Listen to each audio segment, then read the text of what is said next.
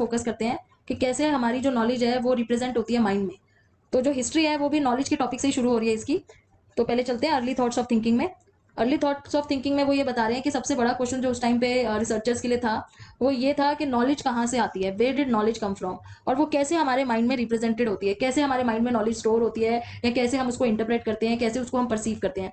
तो ये क्वेश्चन था बहुत बड़ा। अर्ली साइकोलॉजिस्ट तो नहीं कह सकते उस टाइम पे, लेकिन जितने फिलोसोफर्स होते थे उस टाइम पे जहां से हमारी साइकोलॉजी बॉर्न हुई है, तो वो फिलोसफी के अंदर जितने भी लोग थिंकर्स होते थे जो, उनके लिए एक बहुत बड़ा ये क्वेश्चन था कि कहाँ से नॉलेज जो है वो आती कहाँ से है और किस तरीके से हमारे माइंड में स्टोर होती है। तो कॉग्निटिव साइकोलॉजी के लिए ये क्वेश्चन था। इसके दो आंसर प्रपोज हुए थे, basically two answers have been proposed. एक आंसर ये था, जो एम्पिरिसिस्ट लोग थे, जो एक कैटेगरी हो गई लोगों की जो एम्पिरिसिस्ट कहते थे अपने आप को, वो कहते थे कि नॉलेज जो है ना वो एक्सपीरियंस से आती है, that knowledge comes from experience. और जो नेटिविस्ट लोग थे, जो अपने आप को नेटिविस्ट बोलते थे, या फिर एक थिंकर की कैटेगरी थी नेटिविस्ट की, वो कहते थे कि जो नॉलेज है ना it is based on innate characteristics of the brain. वो मतलब उनका कहना ये था कि नॉलेज जो है वो ब्रेन के अंदर ही होती है, बाहर से कहीं से नहीं आती है। तो नेटिव है, ब्रेन की नेटिव है नॉलेज, इसलिए उनको नेटिविस्ट बोला गया। तो इंपीरिसिस्ट आपको याद करना ऐसे यूज हो जाएगा, क्योंकि इंपीरिसिस्ट भी ई से शुरू हो रहा है, एक्सपीरियंस भी ई से शुरू हो रहा है। तो आप ऐसे याद कर सकते हो कि जो इंपीरिसिस्ट है वो बोलते थे एक्सपीरियंस से आती है नॉलेज, नेटिविस्ट बोलते थे ब्रेन के अंदर ही होती है, ब्रेन की नेटिव ही है। लेकिन अगर हम साइंटिफिक पर्सपेक्टिव से देखें आज के टाइम पे, तो दोनों चीजें ही इतनी प्रूव नहीं हो पाई, क्योंकि इतना ज्यादा साइंटिफिकली उस टाइम पे नहीं लिया जाता था साइकोलॉजी के डिसिप्लिन को। तो वो इस जितने भी थॉट्स थे उनको साइंटिफिकली प्रूव नहीं कर पाते थे, इसलिए कोई क्लियर रेजोल्यूशन नहीं मिला उनको, कोई क्लियर डेफिनेशन नहीं मिली कि नॉलेज कैसे आती है और कैसे रिप्रेजेंट होती है। फिर वही था कि सारे जितने भी फिलोसोफर्स थे या जितने भी अर्ली साइकोलॉजिस्ट थे, उनके लिए नॉलेज को ट्रेस कर पाना एक बहुत बड़ा फैसिनेशन होता था। पुरानी राइटिंग्स में भी जब आप देखोगे तो ज्यादातर जितने भी थॉट्स और जितनी भी लिखी हुई चीजें हैं ना, चाहे वो एंशियंट इजिप्शियन ऑथर्स की हो या ग्रीक की हो, आपको मोस्टली जो ज्यादा फोकस मिलेगा वो उनकी बातों में यही मिलेगा कि वो नॉलेज के ऊपर बात कर रहे हैं कि नॉलेज कहाँ से आती है, हमें कैसे नॉलेज होती है, कैसे हम नॉलेज को समझते हैं, इंटरप्रेट करते हैं। अब जैसे यहाँ इन्होंने बताया हुआ है कि जो ग्रीक फिलोसोफर था एरिस्टोटल, वो ये मानते थे कि नॉलेज ना हार्ट में लोकलाइज होती है, वहां ये तो ब्रेन से बिल्कुल ही कनेक्ट नहीं कर रहे उसको। लेकिन प्लेटो जो थे वो बोलते थे कि जो नॉलेज का लोकस है ना वो ब्रेन है, जो कि नेटिविस्ट व्यू हो गया। तो प्लेटो के अकॉर्डिंग नॉलेज का फोकस, लोकस जो होता है, लोकस मतलब जहां पे वो सेंट्रलाइज है, वो ब्रेन है। फिर आगे चलते हैं cognition in the Renaissance and beyond. तो रेनेसॉ पीरियड में क्या था कि ज्यादातर लोग, सब लोग ये चीज समझते थे या ये चीज मानते थे कि जो नॉलेज है वो ब्रेन में स्टोर्ड है, मतलब ये वाला जो पॉइंट ऑफ व्यू है नॉलेज का, ये मोस्टली एक्सेप्टेबल था सब। तो वो इजीली इस चीज पे बिलीव करते थे कि जो सारी नॉलेज है वो हमारे ब्रेन में पहले से ही है, और बाकी हम जो अपने फिजिकल सेंसेस हैं, जैसे कि हम आजकल भी सेंसेस की बात करते हैं, तो वो उसको उस टाइम पे लिखा हुआ है मुंडस सेंसिबिलिस। तो वहां से हमें नॉलेज जो है वो हमें अक्वायर होती है, जैसे हमारे touch, taste, smell, vision, hearing के थ्रू। और इसके अलावा डिवाइन सोर्सेज से भी आती है, डिवाइन सोर्सेज से, जिसको इन्होंने नाम दिया हुआ है मुंडस इंटेलेक्चुअलिस या डूस, यानी कि गॉड की बात कर रहे हैं ये, कि हमें या तो अपने सेंसेस से या फिर डिवाइन मतलब कोई ऐसी चीज जो बहुत ही हायर हो, बहुत सुपीरियर हो। तो ये इनका मानना था उस टाइम पे रेनेसॉ पीरियड में। फिर क्या हुआ 18 सेंचुरी में, जो फिलोसफिक साइकोलॉजी थी, मतलब जो फिलोसफी से रिलेटेड थी साइकोलॉजी, वो अब थोड़ी सी साइंटिफिक होने लगी धीरे धीरे। कुछ ऐसे ऐसे थिंकर्स नहीं कह सकते अब तो, क्योंकि ये थोड़ा साइंटिफिक हो गया। तो जो स्टार्टिंग में थोड़े से रिसर्चर्स थे जो लोग, जैसे यहाँ पे कुछ नाम दिए हुए हैं, George Buckley, David Hume, James मिल, जॉन स्टुअर्ट मिल, इन्होंने तीन इंटरनल रिप्रेजेंटेशन बताई। बोला कि एक तो डायरेक्टरी सेंसरी इवेंट्स होते हैं नॉलेज के, दूसरा होता है फेंट कॉपीज ऑफ परसेप्ट्स, और those are stored in memory, एकदम फेंट कॉपीज है हमारी मेमोरी के अंदर इन्फॉर्मेशन की, नॉलेज की। और तीसरा इन्होंने बोला कि transformation of these faint copies as in associated thought, और ये हमारे थॉट्स में चेंज होती हैं। ये जितनी भी फेंट कॉपीज है, फेंट मतलब बहुत ही हल्की, जो जैसे हमें होता है बहुत कम कम कुछ चीजें याद होती है, हमें क्लियरली याद नहीं होती, हल्की हल्की फेंट मेमोरीज होती है हमारे माइंड में। तो वो बोल रहे हैं कि one is directory sensory events, जो सेंसेस से आती है, second is faint copies of percepts और memories, and third is a thought that is associated with faint copies. So these notions are basis of much current research in cognitive psychology. ये important क्यों थी ये तीनों चीजें, ये तीनों बातें जो यहाँ बताई, क्योंकि जो आज के टाइम पे कॉग्निटिव साइकोलॉजी है वो यही पॉइंट्स के इन्हीं से शुरू हुई थी, वो ये उसी का बेसिस है कॉग्निटिव साइकोलॉजी का। देन ड्यूरिंग 19th सेंचुरी फिर और कुछ ऐसे साइकोलॉजिस्ट, अब यहाँ पे प्रॉपर जो टर्म यूज होने लगी थी वो हो गई थी साइकोलॉजिस्ट। जैसे पहले तो हम फिलोसोफर्स या थिंकर्स या रिसर्चर्स इस टाइप से टर्म्स यूज करते थे, धीरे धीरे अब साइकोलॉजिस्ट बोलने लग गए थे, क्योंकि एक प्रॉपर साइकोलॉजी की फील्ड एक होने लग गई थी।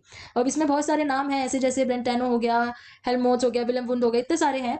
एबिंगॉस हैं जो हमने काफी सारे जिनके बारे में पढ़ा भी है आगे। तो टिचनर हो गए, विलियम जेम्स हो गए, इन्होंने क्या किया कि फिलोसफी को हटा दिया साइकोलॉजी से। They started to break away from philosophy to form a discipline based on empirical results rather than on speculation. तो ये लाइन बहुत इंपॉर्टेंट है। ये कह रहे हैं कि 19th सेंचुरी में स्पेशली जाके एक साइंटिफिक स्टेटस मिला था साइकोलॉजी को, साइंटिफिक स्टेटस मिला था, और इसको फिलोसफी से एकदम अलग कर दिया था। नहीं तो पहले फिलोसफी फिलोसफी क्या होती थी कि अपनी लाइफ का मीनिंग ढूंढना, और एक होती थी ना अपनी थिंकिंग, अपने व्यू पॉइंट शेयर करना।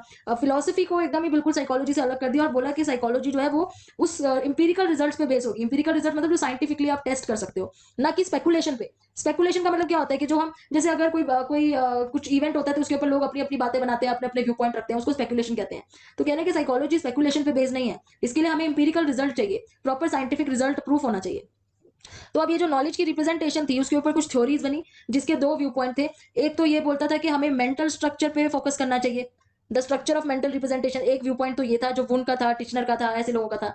दूसरा व्यू पॉइंट ये था कि हमें प्रोसेसेस पे फोकस करना चाहिए, यानी कि फंक्शंस पे। तो आगे जाके जैसे साइंटिफिकली भी जब इन्होंने डिफाइन करने की कोशिश की कि हम कैसे कॉग्निटिवली हमारा ब्रेन काम करता है या कैसे वो नॉलेज को रिप्रेजेंट करता है, तो उसमें भी दो डिकोटोमस मतलब दो अलग अलग व्यू पॉइंट्स हो गए थे। एक ये कहता था कि स्ट्रक्चर पे फोकस करो, दूसरा ये कहता था कि प्रोसेस पे फोकस करो।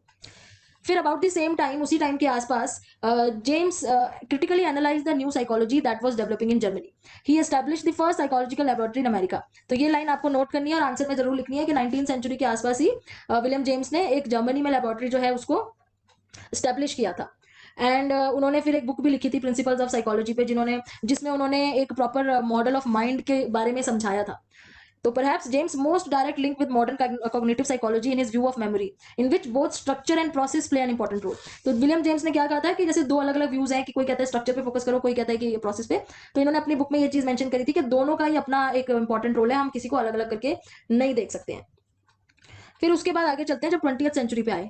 20th सेंचुरी में क्या था, यहाँ पे तो एक बहुत ही ज्यादा एक कह सकते हो एडवांसमेंट हुई थी बहुत ज्यादा।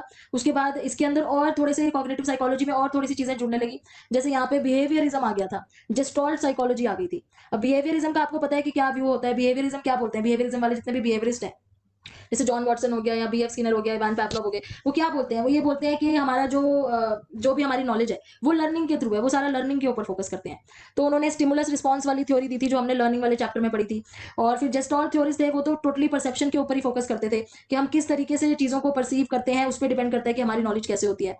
तो यहाँ पे इन्होंने ये बोला है कि gestalt theorist build elaborate conceptualization of internal representation with the context of isomorphism, one to one relation between representation and reality. तो यहाँ पे जेस्टॉल्ट साइकोलॉजिस्ट जितने भी थे उन्होंने बोला कि आइसोमॉर्फिज्म इंपॉर्टेंट है कि हमारा वन टू वन रिलेशन कैसा है रियलिटी के साथ। तो 20th सेंचुरी में एकदम ही डिफरेंट व्यू पॉइंट्स आने लग गए थे साइकोलॉजिस्ट की तरफ से। फिर साइकोलॉजिकल स्टडीज हुई मेंटल प्रोसेसेस की, and suddenly became unfashionable, displaced by behaviourism. यहाँ पे क्या हुआ, सबसे ज्यादा फेवरेट लोगों का क्या बन गया, बिहेवियरिज्म सबसे ज्यादा फेवरेट बन गया। क्यों? अब इसकी क्या एडवांटेजेस थे? एडवांटेजेस ये थे कि बिहेवियर को टेस्ट करना बहुत ईजी था। बिहेवियर कोई एब्स्ट्रैक्ट चीज नहीं थी, बिहेवियर आपको सामने नजर आता है लोगों का, आप उसे देख सकते हो, आप उसको बिहेवियर को मेजर कर सकते हो कि कौन कितनी बार वो बिहेव कर रहा है, उसकी फ्रीक्वेंसी काउंट कर सकते हो। तो बिहेवियरिज्म की जो एक तरीके से कॉन्क्रीट चीजें नजर आ रही थी ना, कि जो आप टेस्टिंग कर पा रहे हो, देख पा रहे हो, आपके सामने जो चीज आपको इमेजिन नहीं करना पड़ रहा है, उस वजह से बिहेवियरिज्म बहुत ज्यादा फेमस हो गया था, बहुत ज्यादा मतलब एक फेवरेट वो हो गया था पर्सपेक्टिव सारे साइकोलॉजिस्ट का। और वो कहते थे कि हाँ बिल्कुल यही चीज है जो ये बिहेवियरिस्ट बात करते हैं, इसी तरीके से हमारी नॉलेज रिप्रेजेंट होती है। फिर जो इसका मतलब क्या हुआ कि जो मेंटल ऑपरेशंस की पहली बात हो रही थी, मेंटल प्रोसेसेस की जो बात हो रही थी, जैसे कि अटेंशन, कॉन्शियस, मेमोरी, थिंकिंग, ये सारी चीजें थोड़ी देर के लिए बंद हो गई। मतलब अब बिहेवियरिज्म ही पूरा चल रहा था सब जगह पे। तो ये जो मेंटल प्रोसेसेस की पहले बात हो रही थी जो एक्चुअली में होता है कॉग्निटिव साइकोलॉजी में, कुछ देर के लिए वो बंद हो गया था। बिहेवियरिज्म सबका फेवरेट था उस टाइम पे। फिर उसके बाद आया 1932। Some years before cognitive revolution swept across psychology, learning psychologist Edward Tolman from University of California published Purposive Behavior in Animals and Men। तो फिर क्या हुआ, 1932 के आसपास एडवर्ड टॉलमैन ने एक अपनी बुक पब्लिश करी जिसका नाम था purposive behaviour in animal and man. और वहां पे उन्होंने अपने उस एक्सपेरिमेंट के बारे में समझाया जो उन्होंने अपना एक रैट्स के ऊपर किया था, उनको मेज में छोड़ा था, मेज में पजल टाइप का, जैसे मेज होती है ना, भूल भुलैया टाइप की। तो उन्होंने उसमें बताया कि Tolman observed that what rats learn in a maze is the layout of the land rather than simply SR connections. तो हमने अपनी चिकरेली वाली बुक में टॉलमैन का एक्सपेरिमेंट डिस्कस किया था बहुत डिटेल में। उसमें हमने देखा था कि वो कॉग्निटिव मैप के बारे में बात करते हैं और उन्होंने कैसे बिहेवियरिज्म को कैसे थोड़ा सा रॉन्ग प्रूफ करा था। उन्होंने ये बताया कि देखो मैंने रैट्स को कोई भी रीइंफोर्समेंट नहीं दी। जैसे एसआर में क्या होता है, स्टिमुलस और रिस्पॉन्स होता है, ठीक है। अब वो कह रहे हैं कि एसआर कनेक्शन तो था लेकिन मैंने उन्हें कोई रीइंफोर्समेंट तो नहीं दी ऐसी जिस वजह से उन्हें मेज का जो रास्ता जो था वो याद हो गया था। क्योंकि बिहेवियरिस्ट क्या बोलते थे कि जब आप उसे रीइंफोर्समेंट दोगे तो वो याद करेंगे, तो वो रिस्पॉन्स देंगे, वही बोलते थे ना बिहेवियरिस्ट। टॉलमैन ने अपने एक्सपेरिमेंट से क्या दिखाया कि उन्होंने रैट्स को मेज में छोड़ दिया, उन्होंने उनको कोई रीइंफोर्समेंट नहीं दी, लेकिन वो रैट्स मेज में घूमते रहते थे। लेकिन फाइनली जब 10वें दिन उनको उन्होंने रीइंफोर्समेंट दी तो वो मेज से बाहर आ गए रास्ता ढूंढ के। दैट मीन्स उन्होंने अपने पूरे मेज का मैप तो याद कर लिया था ना, तभी तो उन्हें पता चला कहां से बाहर आना है। बेशक वो बाहर नहीं आ रहे थे क्योंकि पहले उन्हें कोई रीइंफोर्समेंट नहीं मिल रही थी। 10वें दिन 10th डे उनको जब खाना दिखा तो वो वहां से चल के बाहर आ गए। तो इसका मतलब उनको रास्ता तो याद हो ही गया था ना। तो टॉलमैन यही कह रहे हैं कि ग्रेजुअली एक अपने माइंड में उन्होंने पिक्चर बना ली थी पूरी जगह की, बेशक वो उसको रिस्पॉन्स में शो नहीं कर रहे थे। तो animal according to Tolman's interpretation gradually developed a picture of his environment that was later used to find the goal. This picture was called cognitive map. Tolman's postulate about cognitive maps in animal did anticipate contemporary preoccupation with how knowledge is represented. तो ये एक बहुत ही बड़ा एक तरह से discovery थी, या आप कह सकते हैं एक टर्निंग पॉइंट था कॉग्निटिव साइकोलॉजी में, जब फाइनली एक आंसर उनको ये मिला कि हमारे माइंड में जो मेंटल रिप्रेजेंटेशन जो होती है नॉलेज की, वो किस फॉर्म में होती है, पिक्चर की फॉर्म में होती है, जिसको हम क्या बोलते हैं, कॉग्निटिव मैप बोलते हैं। तो इसीलिए इसको बोला हुआ है कि बहुत ही ज्यादा रेडिकल या टर्निंग पॉइंट था कॉग्निटिव साइकोलॉजी में। फिर ऑल्सो इन 1932 के टाइम पे ही क्या हुआ था, एक और बुक निकली थी जो फ्रेडरिक बार्लेट की थी, जिसका नाम था remembering, in which he rejected the popular view that memory and forgetting can be studied by means of nonsense syllable. अब इन्होंने क्या किया, एबिंगॉस के जो वो था एक्सपेरिमेंट था नॉनसेंस सिलेबल वाला, उसको ही रिजेक्ट कर दिया टोटल। एबिंगॉस ने क्या एक्सपेरिमेंट किया था, उन्होंने कुछ नॉनसेंस सिलेबल्स की लिस्ट बनाई थी। नॉनसेंस सिलेबल क्या होते हैं, जैसे जिनका कोई मीनिंग नहीं होता, जैसे मैं यहाँ पे कुछ वर्ड लिख रही हूँ जिसका कोई मीनिंग नहीं है, इस तरीके से 10 वर्ड्स की लिस्ट बना के उसको याद करके उन्होंने ये चेक करने की कोशिश की थी एबिंगहॉस ने कि कैसे हमारे को चीजें याद होती है और किस तरीके से भूलती है। तो उन्होंने एक लर्निंग कर्व भी बना के बताया था कि स्टार्टिंग में हमें चीजें जल्दी भूलती है, फिर धीरे धीरे याद रहना शुरू हो जाती है। तो लर्निंग कर्व के बारे में बोला था। फिर ये भी बोला था कि जैसे नॉनसेंस सिलेबल में हमें मीनिंग नहीं पता होता वर्ड्स का, तो वो याद करने बड़े मुश्किल होते हैं, लेकिन एक बार हमें मीनिंग पता चल जाए किसी चीज का तो हम उसको इजीली याद कर सकते हैं किसी चीज के साथ एसोसिएट करके। तो एबिंगहॉस ने इस तरीके से रिमेंबरिंग के ऊपर कुछ काम किया था, जो यहाँ पे बार्टलेट ने बिल्कुल ही रिजेक्ट कर दिया। उन्होंने बोला कि use of rich and meaningful material under naturalistic condition would yield far more significant conclusion. Bartlett introduced the concept of schema as a unifying theme that describes the essence of an experience. अब यहाँ पे Bartlett ने बोला कि एक तो जो meaningful material है उसको अगर हम नेचुरलिस्टिक कंडीशन में करेंगे, ना कि लैब कंडीशन में। एबिंगहॉस ने क्या किया था, एबिंगहॉस ने लैब, ये एक्सपेरिमेंट लैब अंडर लैब में हुआ था। बार्टलेट क्या कह रहे हैं कि उनकी थ्योरी को रिजेक्ट कर रहे हैं, कह रहे हैं कि ये सब चीजें अगर नेचुरलिस्टिक कंडीशन में हो तो वो ज्यादा अच्छा रिजल्ट देंगी। प्लस उन्होंने एक स्कीमा वर्ड इंट्रोड्यूस किया जिसको हम बार बार पियाजे की थ्योरी में भी यूज करते हैं, क्योंकि पियाजे ने भी बोला था कि बच्चों की जो कंस्ट्रक्ट होता है माइंड, उसमें स्कीमा इन्वॉल्व होता है। तो यहाँ पे उन्होंने बोला कि स्कीमा होती है एक चीज जो हमारी एक्चुअली में, जो अब ये स्कीमा है ना, हम एक्चुअली में यही पढ़ते हैं कि हमारी जो मेंटल रिप्रेजेंटेशन होती है चीजों की, उसको हम स्कीमा ही बोलते हैं। तो ये इस टाइम पे बार्टलेट ने इंट्रोड्यूस किया था। तो ये आपका एक बहुत ही इंपॉर्टेंट पॉइंट हो जाता है आंसर के पॉइंट ऑफ व्यू से जब आप लिखोगे, क्योंकि स्कीमा वर्ड आज के टाइम पे बहुत ज्यादा यूज किया जाता है जब भी हम मेंटल रिप्रेजेंटेशन ऑफ नॉलेज की बात करते हैं। सो बार्टलेट, अब आपसे पूछे कोई कि स्कीमा किसने इंट्रोड्यूस किया था, तो लोग पियाजे बोलते हैं, ऐसे नहीं है, पियाजे ने किया है इसको यूज, पर इंट्रोड्यूस जो कॉन्सेप्ट किसने यूज किया था, बार्टलेट ने किया था। So use as a unifying theme that describe the essence of an experience. Schema theory plays a central role in modern theories of memory. So यही है स्कीमा क्यों इंपॉर्टेंट है, क्योंकि जब आज के टाइम पे हम कॉग्निटिव या कॉग्निशन पढ़ते हैं, उसमें मेमोरी पढ़ते हैं, तो उसमें स्कीमा का एक बहुत इंपॉर्टेंट रोल आता है। फिर आते हैं cognitive psychology as it is today. तो आज के टाइम पे क्या है कॉग्निटिव साइकोलॉजी। अब धीरे धीरे क्या हुआ, जैसे स्कीमा की बात आई वैसे ही वापस फोकस किधर आ गया, वो सारे मेंटल प्रोसेसेस पे आ गया जो बीच में गायब हो गए थे बिहेवियरिज्म की वजह से। तो फोकस आ गया अटेंशन पे, मेमोरी पे, पैटर्न रिकॉग्निशन पे, ये सारी वही चीजें हैं जो पहले भी बात हो रही थी। फिर आ गया इमेजेस पे, सिमेंटिक ऑर्गेनाइजेशन, मतलब मीनिंग वाइज ऑर्गेनाइज करना चीजों को, जिसको हम आज के टाइम पे कॉन्सेप्ट भी बोलते हैं। लैंग्वेज प्रोसेसिंग, थिंकिंग पे आ गया, जो कि एक बहुत ही फेवरेट टॉपिक है कॉग्निटिव साइकोलॉजिस्ट का, थिंकिंग। और कॉन्शियसनेस पे आ गया, जो कि जिसको पहले बोला था कि ये तो एक एब्स्ट्रैक्ट कॉन्सेप्ट है, हम कैसे पढ़ेंगे कॉन्शियसनेस। तो वो सारी चीजों पे धीरे धीरे फिर से फोकस आने लग गया, क्योंकि अब बिहेवियरिज्म से ज्यादा भी कुछ स्कोप नजर आने लग गया लोगों को, कि सिर्फ वही चीज नहीं है जो दिख रही है, उसके पीछे भी बहुत चीजें हैं। कॉग्निटिव मैप से पता चला कि ऐसी चीजें हैं जो हमें दिखती नहीं है लेकिन वो होती हैं। ऐसे स्कीमा से पता चला कि एब्स्ट्रैक्ट चीजें भी हैं बहुत ज्यादा। तो ये हुआ, वापस आ गया फोकस मेंटल प्रोसेसेस के ऊपर। New journals and professional groups were founded as psychologists began more and more to turn cognitive psychology. As cognitive psychology became established even with greater clarity, it was plain that this was a brand of psychology different from that in the vogue during 1930s and 40s. तो यहाँ पे क्या हुआ, अब ज्यादातर जितने भी psychologist थे उनका सबका टर्न किस तरफ हो गया, कॉग्निटिव साइकोलॉजी पे। ये वोग में आ गई थी, मतलब कॉग्निटिव साइकोलॉजी वोग में मतलब फैशन में आ गई थी। अब सबका फोकस हो गया था कि किस तरीके से हम कॉग्निटिव साइकोलॉजी को समझने की कोशिश की, क्योंकि वो चीज नहीं रही जो पहले होती थी। सो among the most important forces accounting for this neo cognitive revolution, इसको नाम इन्होंने दिया नियो कॉग्निटिव। नियो मतलब न्यू कॉग्निटिव रेवोल्यूशन। इसमें से कुछ चीजें बहुत इंपॉर्टेंट थी, वो क्या थी। पहली थी failure of behaviourism. Behaviourism fail हो गया। अब एक टोटली फेल नहीं हुआ है, ऐसा नहीं है कि हमारे ऊपर रीइंफोर्समेंट का असर नहीं पड़ता है, लेकिन जैसे वो बोल रहे थे कि उसके अलावा कुछ नहीं है, वो चीज फेल हो गई थी। बिहेवियरिज्म को वैसे लोगों ने रिजेक्ट कर दिया था कि वो कॉग्निटिव प्रोसेस को पूरे तरीके से नहीं समझा सकता। So which was generally studied overt responses to stimuli. तो बिहेवियरिज्म क्या था, हमारे ओवर्ट रिस्पॉन्सेज, ओवर्ट मतलब जो आपको दिख सकते हैं, विच कैन बी सीन। तो वो fail to account for diversity, लेकिन उससे हमारी कॉग्निटिव सारी कॉग्निटिव चीजें तो नहीं समझ में आती ना, जैसे लैंग्वेज है उसको बिहेवियरिज्म में कैसे एक्सप्लेन करोगे। तो इसलिए वो थोड़ा सा वो हो गई, फेल हो गई थी बिहेवियरिज्म।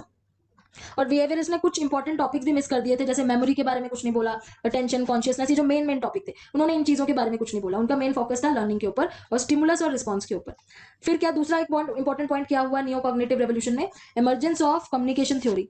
कम्युनिकेशन थ्योरी आने लग गई जिसमें सिग्नल डिटेक्शन पे एक्सपेरिमेंट होने लगा, अटेंशन पे, साइबरनेटिक्स, इन्फॉर्मेशन थ्योरी। तो ये एक सेकंड मोस्ट इंपॉर्टेंट पॉइंट था जब नई कॉग्निटिव साइकोलॉजी के बारे में बात होती थी। तीसरी चीज हुई मॉडर्न लिंग्विस्टिक, किस तरीके से हम लैंग्वेज सीखते हैं, कैसे हमारा ग्रामेटिकल स्ट्रक्चर बनता है, उसके ऊपर स्टडी होने लग गई। चौथी चीज हुई मेमोरी के ऊपर रिसर्च होने लगी, कैसे वर्बल लर्निंग होती है, कैसे सिमेंटिक ऑर्गेनाइजेशन होती है हमारे माइंड में चीजों की, इसके ऊपर स्टडी होने लग गई। मेमोरी सिस्टम के मॉडल डेवलप, हमने जब मेमोरी वाला चैप्टर पढ़ा था हमने उसमें काफी सारे मॉडल्स पढ़े थे मेमोरी के, तो वो सब मॉडल्स डेवलप होने लग गई। तो ये सारी चीजें किसमें हो रही थी, ये सारी चीजें कॉग्निटिव नियो कॉग्निटिव साइकोलॉजी में हो रही थी जो पहले नहीं होती थी। कंप्यूटर साइंस और अदर चीजें जब डेवलप हुई, कंप्यूटर साइंस के डेवलप होने से क्या हुआ, आर्टिफिशियल इंटेलिजेंस को डेवलप होने से क्या हुआ कि हमारे को जो मेमोरी जैसी चीजें हैं उसको समझना ईजी हो गया। और आपको पता है बीच में कॉग्निटिव साइकोलॉजी में ही ये भी बोला था कि हमारा ब्रेन बिल्कुल ही वैसे ही इंफॉर्मेशन प्रोसेस करता है जैसे कंप्यूटर करता है।